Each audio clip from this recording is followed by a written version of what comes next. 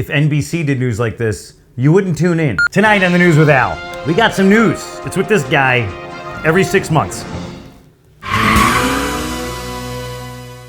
One car that's taking the limelight these days is the C8 Corvette, and I think it looks amazing. I saw them little sneak peeks on the track with that zany zebra print cover they put on it. I didn't think it looked good at all, and then I saw the finished product and I'm like, holy crap, that's amazing. It has a 6.2 liter V8 engine that produces 495 horsepower and 470 pound-feet of torque. It looks really classy too. I think the side kind of looks like a Lamborghini. The front looks like a LaFerrari and the back looks like a Camaro. It's going to start below $60,000, which is a very impressive starting price. The interior customizations that they offer are phenomenal. It looks like there's going to be a lot of different options you can put in this thing as far as looks. The only thing that really took me is the interior buttons. I do like the screen, I like the center a little bit, but there's this long strip of buttons that are all for the climate control. And I feel like while you're doing 150 miles an hour, the last thing you're going to want to do is say, where's the fan button? I'm a fan of Android Auto and the much needed update to the interface. It's very nice because it keeps your directions in view at all times. So you always have a little jammy on the bottom that tells you when your next turn is going to be.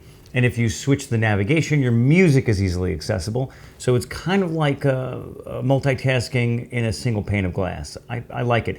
The home screen is now useless, at least before it gave you information. But now it's just a clustering of icons, of which two you'll use, maps and music. So what I do like, one of the user interface changes that I like, is the song time is wrapped around the play button, the play pause button. It's sexy, is what I'll say about that. In Altek news, a member of my car family has died. The Acura legend known as the Beater is no more at 100 and, it was actually young, what, 52,000 miles or so? The timing belt one, I think it was a tensioner, and I wasn't going to spend $3,800 to get it fixed. So it's in the junkyard in the sky, as we say. I still have the other legend, and my daily driver has pretty much become my Integra, which is not very forgiving, being all of a quarter inch off the ground. I'm in the lookout for another legend, so if anybody sees one, you let me know. I'm down with a Vigor, and quite honestly, I always wanted an ES300, like a 2001.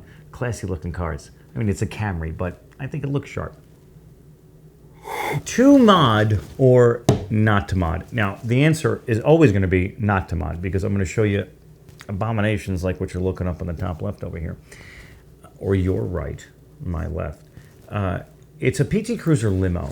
It was made in Russia. I think it was for weddings. I mean, the standard car is horrendous. So this is an uglier version. You can put a stripper pole in it and you can do PT Cruiser strip dances through the streets. Let me know what you guys think in the comments. I'm just trying to do this to kind of get a little community action going. You know, if you guys want to, I don't know, discuss something like my change of cups. This cup is from Morocco. This episode is brought to you by the left lane. The left lane. Get the hell out of it if you're doing 40 miles an hour.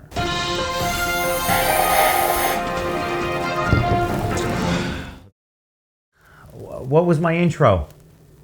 You didn't have one. What's that? You didn't have one. I kind of had an intro. I said the news.